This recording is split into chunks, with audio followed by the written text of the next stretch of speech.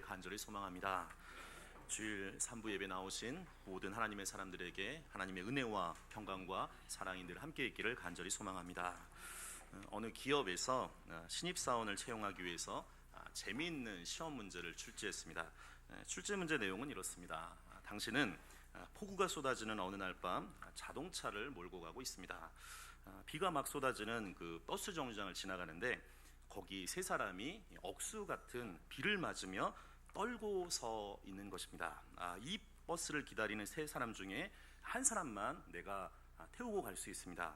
한 사람밖에 아무도 더 태울 수 없는 사정입니다. 이게 이제 전제 조건인 거죠.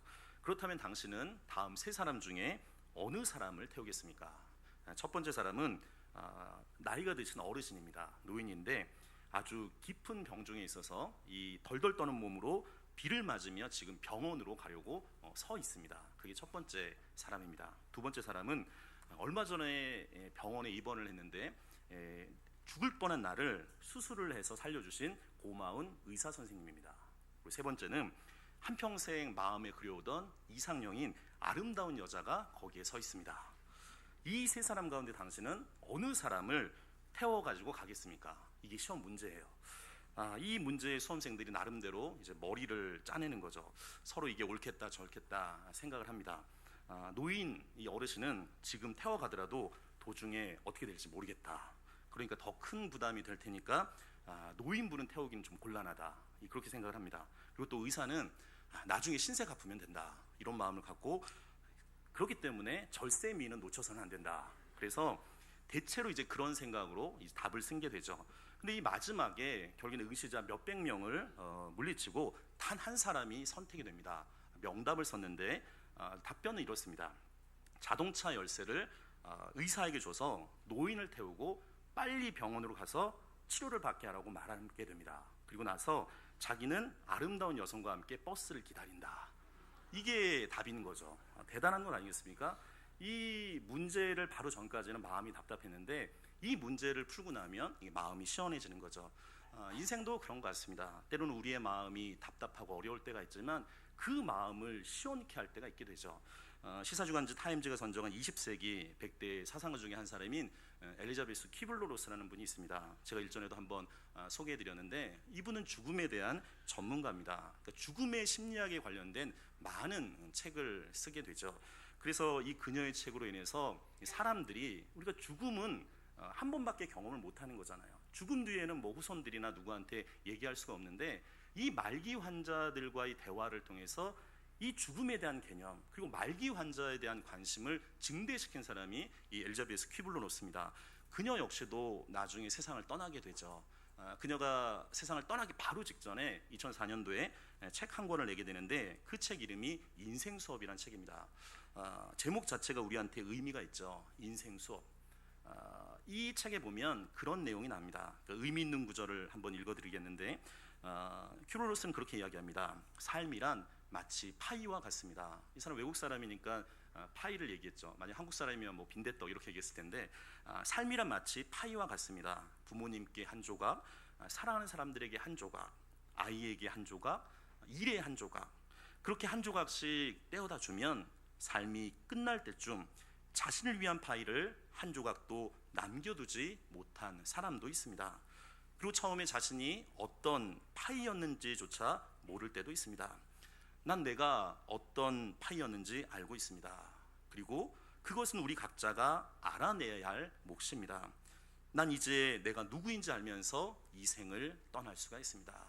이분은 죽음의 말기 있는 환자들의 그 사람들과 대화를 통해서 내가 어떤 사람인지 그 인생 수업을 잘했기 때문에 이런 이야기를 할 수 있었던 거죠. 큐브로로스는 그렇게 이야기합니다.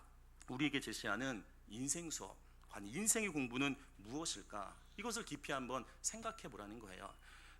인생의 목표가 성공이라고 많은 사람들이 이야기하고 많은 책들이 거기에 대해서 집중적으로 이야기하고 성공을 지향합니다. 그래서 우리나라에 자기 개발서가 굉장히 많이 있죠. 큐블로스는 그거에 대해서 다시 한번 생각해 보라는 거예요. 큐블로스는 그렇게 이야기합니다. 인생의 숙제가 성공보다는 행복에 조금 더 초점을 맞출 필요가 있다는 거예요. 여러분들 성공과 행복은 절대로 하나로 보지 않습니다. 그녀는 그렇게 이야기해요. 성공했다고 행복한 게 아니잖아요. 근데 성공했다고 행복하십니까? 또 성공하지 못했다고 불행한 사람은 아니라는 거예요. 그래서 성공과 이 행복을 별개로 생각할 수 있는 사람, 이 사람이 지혜로운 사람이라고 이야기합니다. 근데 교회도 마찬가지예요. 우리가 인생 수업이 있는 것처럼 우리가 이 교회를 통해서 천국 연습을 하는 거예요. 하나님의 사람으로 만들어져 가는 거죠. 에모스라는 사람이 무엇이 성공인가라는 글을 쓴 적이 있습니다. 굉장히 의미가 있습니다. 여기에는 그런 내용을 해요. 무엇이 성공인가? 자주 그리고 많이 웃는 것, 그것이 성공이라는 거예요. 현명한 이에게 존경을 받고 아이들에게 사랑을 받는 것, 그것이 성공이라는 거예요. 정직한 비평가의 찬사를 듣고 친구의 배반을 참아내는 것, 아름다움을 식별할 줄 알고 다른 사람에게서 최선의 것을 발견할 줄 아는 것, 그것이 성공이라는 거 얘기합니다. 건강한 아이를 낳든지 한때기 정원을 가꾸든지 자기가 태어나기 전보다 세상을 조금이라도 살기 좋은 곳으로 만들어 놓고 떠나는 것, 그것이 성공이라는 거예요. 자신이 이때 한때 이곳에 살았음으로 인해서 다른 사람의 인생이라도 행복해지는 것, 이것이 진정한 성공이라고 이야기합니다. 사랑하는 성도 여러분, 우리가 이 거룩한 성지교회에 있음을 통해서 다른 사람들이 행복하고 사랑함을 통해서 진정한 성공의 삶을 살아가기를 간절히 소망합니다. 사람이 죽을 때가 되면 보통 3가지 정도로 후회한다고 이야기합니다. 처음은 좀 더 베풀 걸, 마지막 때 그거를 후회한다는 거예요. 좀 더 좋은 일을 하면서 좀 주면서 살 건데 이게 못 준 것을 후회하는 거죠. 베풀지 못한 것을 가슴 아프게 미우치게 되는 것을 보게 됩니다. 우리가 태어날 때는 이렇게 모든 것을 다 가질 것처럼 손을 이렇게 쥐고 태어나잖아요. 그러나 나중에 주님께서 내 손을 잡고 요단강을 건너갈 그쯤에는 결국은 이 손을 다 펴게 되는 거죠. 여러분들, 내가 사용한 것만 내 겁니다. 내가 먹은 것만 내 거예요. 뷔페 가서 뭐 좋은 호텔에서 몇십만 원짜리 돈을 내도 먹은 것만 내 거가 되는 거예요. 옷이 아무리 많이 있어도 내가 입은 것만 내 것이 되는 거죠. 통장에 많은 금액이 있다고 하더라도 내가 사용하지 않고 베풀지 않았으면 그거는 내 거가 아닐 수도 있는 거죠. 사랑하는 성도분, 우리가 더욱더 하나님 앞에 베푸는 사람이 되기를 소망합니다. 두 번째는 그걸 후회한다는 거예요. 좀 더 참을 걸, 좀 더 참을 걸. 조금만 더 참았으면 내 운명이 달라질 수 있었을 텐데 참지 못하는 그 조급함 때문에 여러 가지 후회로 가슴이 밀려온다는 거예요. 그리고 마지막은 좀 더 즐길 걸. 이 말은 순간순간 얼마든지 가족들과 행복할 수 있는 시간들을 가질 수 있었는데, 아이들이 어렸을 때 나중에 커서는 이게 같이 지낼 수가 없잖아요. 함께 나누고 그리고 그 아이들과 함께 즐길 수 있었는데 그러지 못했다는 거예요. 왜 그렇게 스스로를 괴롭히고 살아왔는지, 그러면서 후회한다는 거죠. 사랑하는 성도 여러분, 좀 더 베풀 걸, 좀 더 참을 걸, 좀 더 즐길 걸, 이걸 반대로 이야기하면 좀 더 베풀고 좀 더 참고 좀 더 누림을 통해서 여기 있는 모든 분들이 후회 없는 일생을 살아가기를 간절히 소망합니다. 오늘 성경 본문 18절에 보게 되면 그런 말씀이 있어요. 우리 18절에 있는 말씀 한번 같이 읽겠습니다. 그들이 나와 너희 마음을 시원하게 하였으니 그러므로 너희는 이런 사람들을 알아주라. 오늘 이런 말을 합니다. 나와 너희 마음을 시원하게 하였으니. 오늘 설교 제목이 마음을 시원케 하는 사람이에요.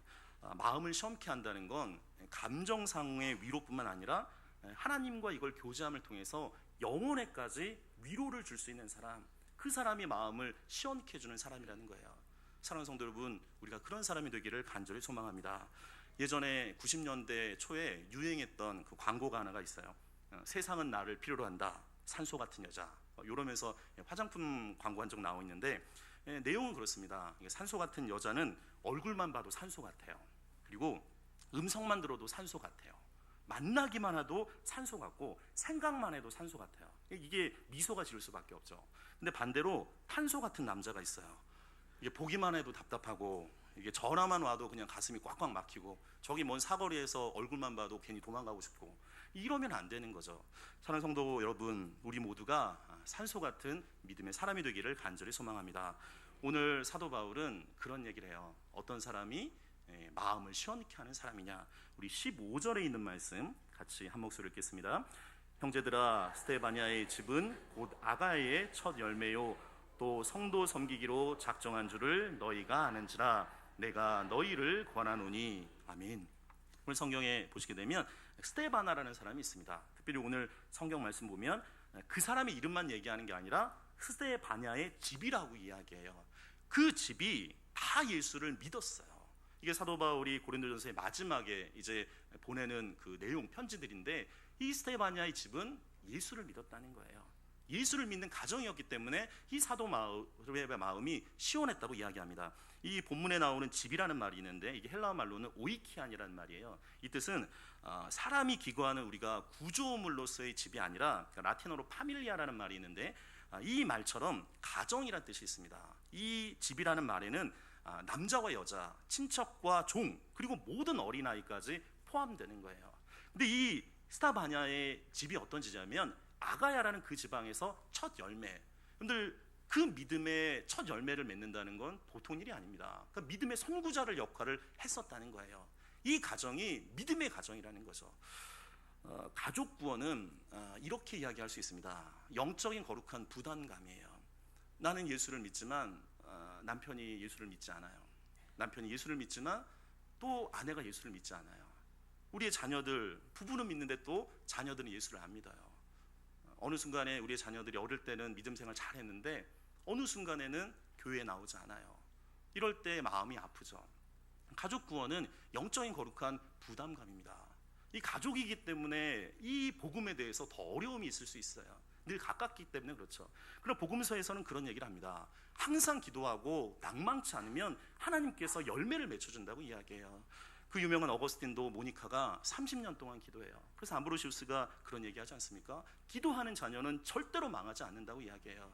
예전에 제가 있었던 그 교회에서 한 여자 집사님이 있었어요. 이분은 아버지 어머니가 다 믿음의 분이었는데 믿지 않는 남편과 이제 결혼을 하게 되죠. 그래서 결혼했을 때부터 이 남편의 구원을 위해서 기도해요. 그것뿐만 아니라 시어머니도 역시 혼자 계셨는데 이분이 한 17년 동안 결혼해서 계속 그 시집살이를 해요. 어린 때 했으니까 보통 일이 아닌 거죠. 그러다가 이 남편과 아내를 위해서 기도하는데, 이 금요기도회가 저희도 있지 않습니까?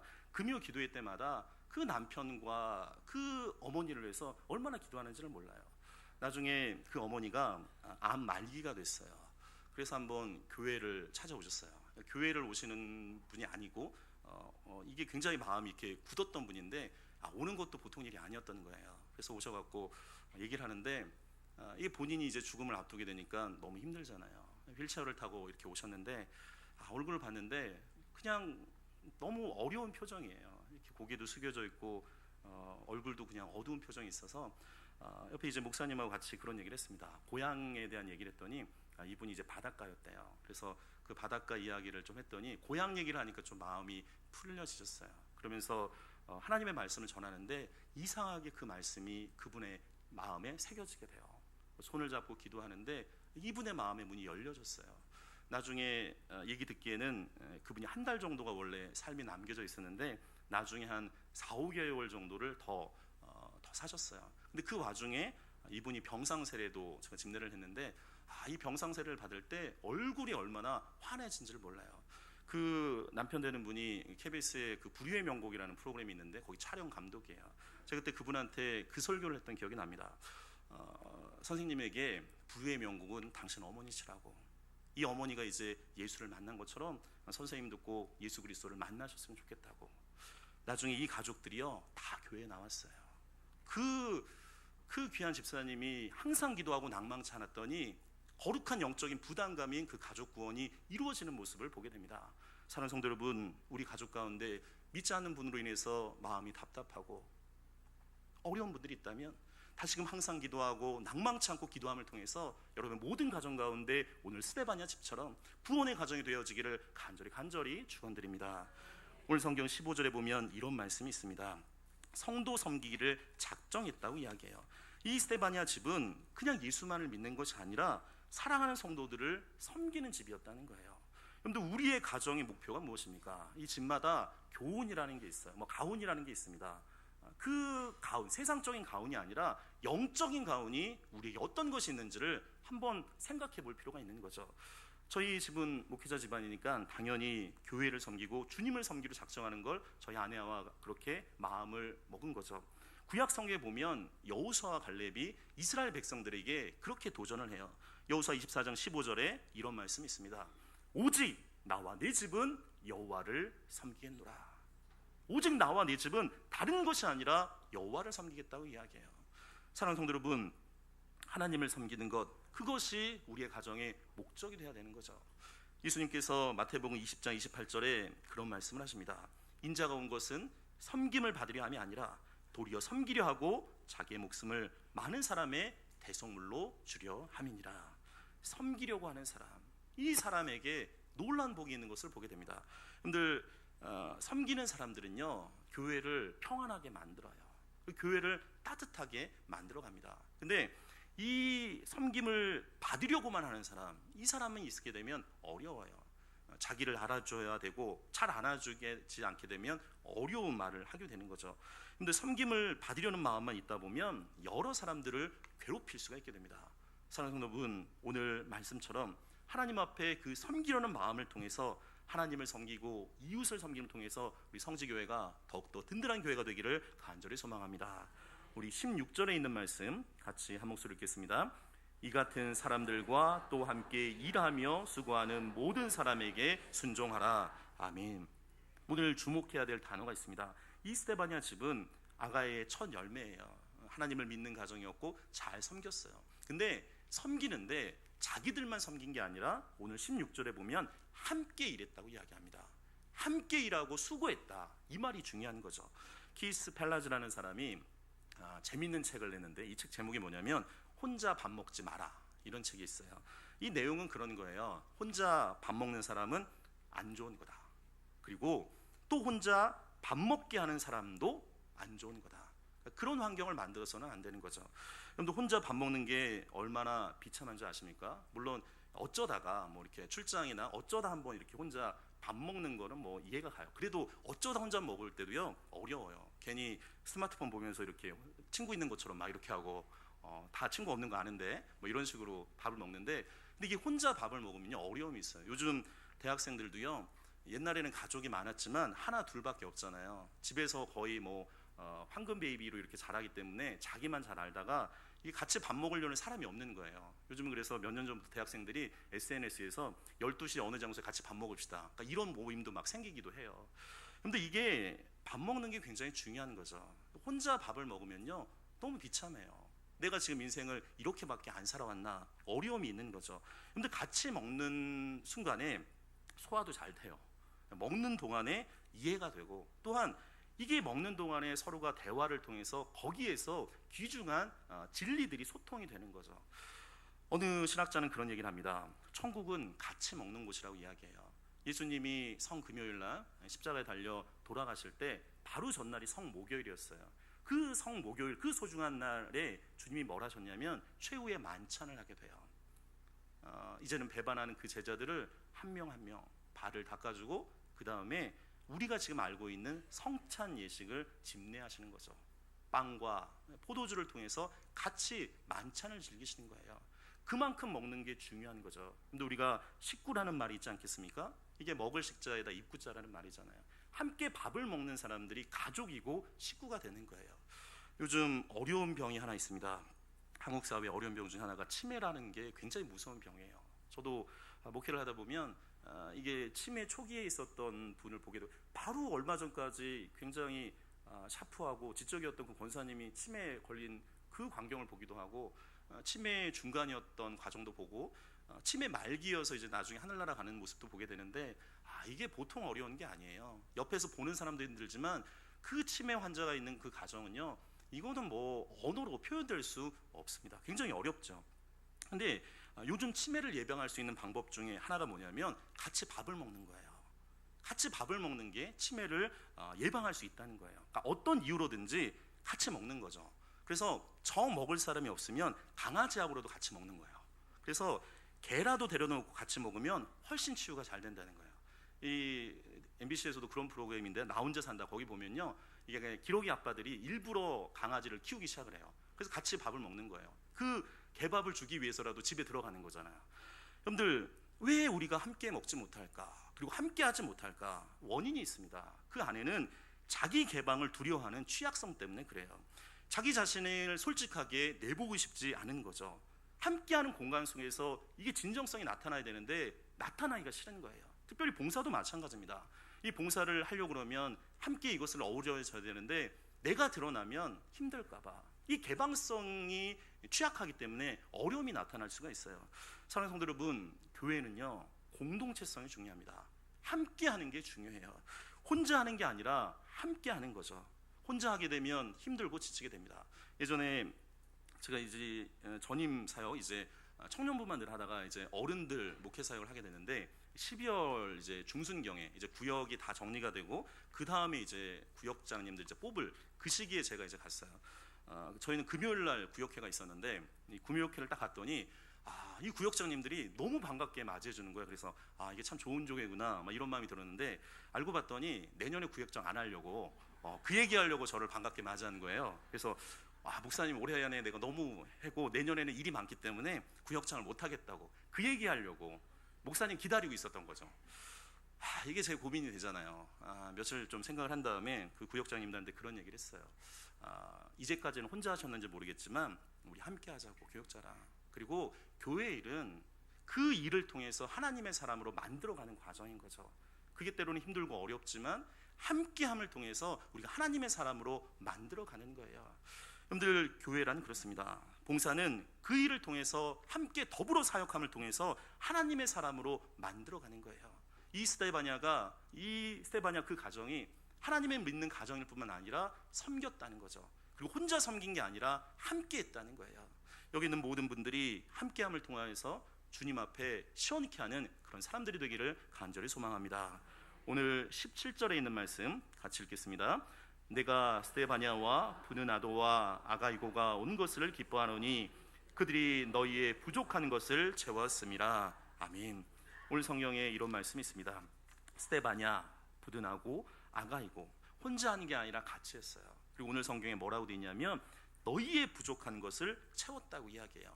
사도 바울이 1차, 2차, 3차 나중에 로마까지 선교 여행을 떠나가는 위대한 사도지만 그가 혼자 하지 않습니다. 함께 하는 거죠. 그리고 그 사도의 역할을 함께 부족한 것들을 채워나가면서 하게 되는 거예요. 사랑하는 성도 여러분, 교회도 마찬가지입니다. 주는 그리스도시요 살아계신 하나님의 아들로 고백하는 이 교회도 한 사람이 주도해 나가는 게 아니에요. 함께 더불어서 부족한 것을 채워나가는 거죠. 여러분들, 가장 기본적인 봉사가 있어요. 교회에서 가장 기본적인 봉사는 여러분이 지금 앉고 있는 그 예배의 자리, 그 자리를 지키는 거예요. 그 자리를 지키는 것이 가장 기본적인 봉사가 됩니다. 함께 예배를 통해서 예배 공동체로 나아가는 거예요. 그리고 내가 은혜를 받았으면 이제 구체적으로 교회에 부족한 곳이 어디 있는지를 살펴보는 거죠. 특별히 우리가 다음 세대들을 키울 필요가 있습니다. 교사는 어려워요. 왜냐하면 본을 보여야 되거든요. 그리고 우리 옆에 찬양대도 있고 여러 봉사기관이 있지만 어떤 데는 정말로 준비하고 잘하면 눈에 금방 도드라질 수가 있어요. 그러나 아이들을 가르치는 건요 도드라지가 않아요. 시간이 걸립니다. 그래서 교사가 굉장히 어려운 거예요. 그 부족한 곳에 선생님들이 같이 동참하는 거죠. 그리고 이 교회 안에 여러 가지 귀한 봉사의 거리들이 있습니다. 구역장님 하시는 거 보통 일 아니죠. 1년 동안 구역원들을 챙겨야 되고 대소사들, 관우상제들 여러 가지 잘 챙겨야 돼요. 어려움이 있어요. 근데 놀라운 건 그 어려움에 함께 동참했을 때 다른 사람들이 알지 못하는 은혜를 체험한다는 거예요. 하나님의 사람으로 만들어져 간다는 거죠. 저희 교회 안에 봉사할 것들이 많이 있습니다. 예배 안내도 있고 꽃꽂이도 있고 중보기도도 있고 멀티미디어부도 있고 새가족 양육, 제자훈련, 전도대, 문화선교, 주방봉사, 주차관리, 찬양대, 찬양단 너무 많아요. 사랑하는 성도 여러분, 우리가 예배자로 은혜 받았다면 이 교회에서 1인 1사역 할 수 있도록 여러분 마음속에 선포하시기를 간절히 소망합니다. 우리 앞에 귀한 또 어르신들이 늘 앞자리에서 예배드려요. 이제 내가 나이가 많은데 나는 무슨 봉사할 수 있을까? 이 권사님도 할 수 있는 귀한 게 있습니다. 기도하는 게 있어요. 근데 교회는요 예배 공동체이지만 기도 공동체일 수 있습니다. 제가 새벽에 기도할 때 교회 수첩을 보고 또한 기도 제목을 보고서 기도하면요 나중에 신방 가서 그 성도들 한 명 한 명을 만나면요 정말 연예인 만나는 느낌이에요. 기도하면서 만나기 때문에 뭔가 이렇게 소통함이 있어요. 요한 웨슬리는 그런 얘기를 합니다. 하늘나라는 무릎으로 올라간다. 하늘나라는 다른 것이 아니라 기도함을 통해서 올라가는 거예요. 누구든지 교회 안에서 봉사할 수 있습니다. 여기 있는 모든 분들이 오늘 이 말씀처럼 우리의 부족한 것을 채워나가는 믿음의 교회가 되기를 간절히 소망합니다. 오늘 성경은 그런 얘기를 해요. 18절에 이런 말씀이 있습니다. 우리 18절에 있는 말씀 다시 한번 읽겠습니다. 그들이 나와 너희 마음을 시원하게 하였으니 그러므로 너희는 이런 사람들을 알아주라. 아멘. 스데바디아는 그런 얘기를 하죠. 가족 구원을 했고 섬김과 수고와 부족한 것을 채우는 사람이 마음을 시원케 한다는 거예요. 교회의 참된 리더십은 섬김과 봉사와 사역에서 옵니다. 직분의 명칭에서 오는 게 아니에요. 아무리 직분을 받았다고 해도 섬고 봉사하지 않고 일하지 않으면 이 사람은 교회에서 리더십을 갖기가 쉽지가 않은 거죠. 오늘 성경은 이렇게 이야기합니다. 헌신하는 사람들에게 18절에 이런 말씀이 있습니다. 너희는 이런 사람들을 알아주라고 이야기해요. 우리가 또한 봉사할 수 있습니다. 내가 못하는 일을 하는 사람들, 이름도 없이 빛도 없이 헌신하는 그 사람들을 격려해 주는 거예요. 사랑해 주는 거예요. 축복해 주는 거죠. 전쟁터에서 자신을 희생하면서 많은 사람들을 구출해서 세계적으로 알려진 나이팅게일이라는 간호사분이 있습니다. 이 그녀가 영국 왕으로부터 하사받은 상패에 놀라운 글이 써져 있습니다. 이 글 내용은 이렇습니다. 사람은 물질로 남을 도울 수 있다. 물질이 없을 때는 말로도 도울 수 있다. 물질도 말도 없을 때는 눈물로 도울 수 있다. 근데 그렇습니다. 우리가 남을 섬긴다고 하는 건 꼭 물질만이 아니에요. 정말로 이 마음속에 나오는 부드러운 한마디, 한 마음으로, 아니 눈물로 간절한 기도로 섬길 수 있는 거죠. 사랑하는 성지교회 성도 여러분, 여러분은 어떤 사람이십니까? 또 어떤 사람으로 기억될 것입니까? 또 어떤 사람으로 남을 것입니까? 나를 아는 모든 사람의 마음을 시원케 하는 그런 사람으로 남아야 되지 않겠습니까? 나를 생각하는 사람이 시원해요. 나를 만나는 사람이 기뻐요. 나와 함께하는 사람들이 행복할 수 있는 사람, 그런 사람으로 그렇게 살고 그렇게 우리 인생을 맞춰야 되지 않겠습니까?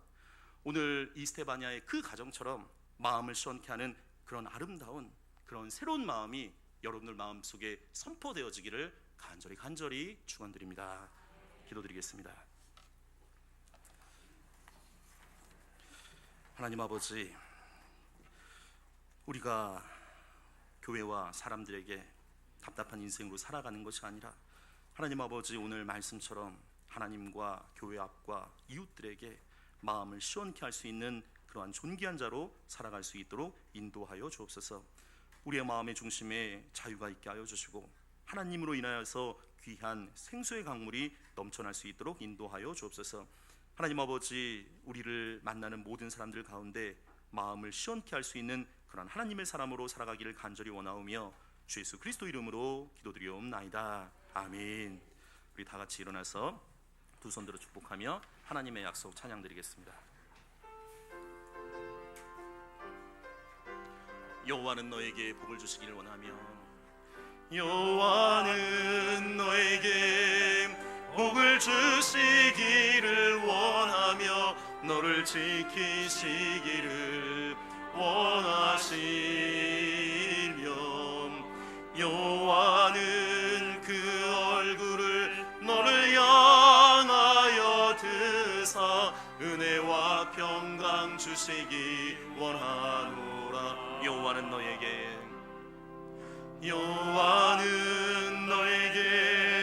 복을 주시기를 원하며 너를 지키시기를 원하시며,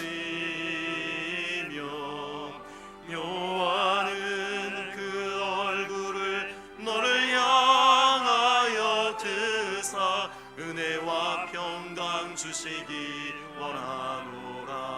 너를 보배롭고 존귀하게 여기시는 하나님이 내 삶 속에서 이 약속을 신실하게 이루시리. 땅에 기름진 것으로 하늘에 신령한 것으로 너를 복주시고 지키실 하나님이 너의 영혼 잘 되도록 은혜 베푸시며 평강으로 인도하시리.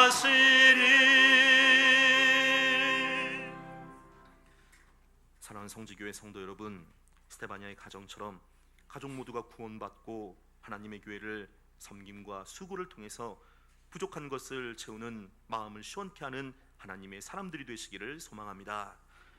이제는 우리 주 예수 그리스도의 은혜와 하나님의 그 크신 사랑과 성령의 교통하심이 하나님과 이웃과 교회를 시원케 하기를 소망하는 우리 사랑하는 귀한 성지교회 모든 성도들과 이 아름다운 성지교회와 이 나라 이 민족 위에 이제부터 영원토록 함께 있기를 간절히 축원드리옵나이다. 아멘.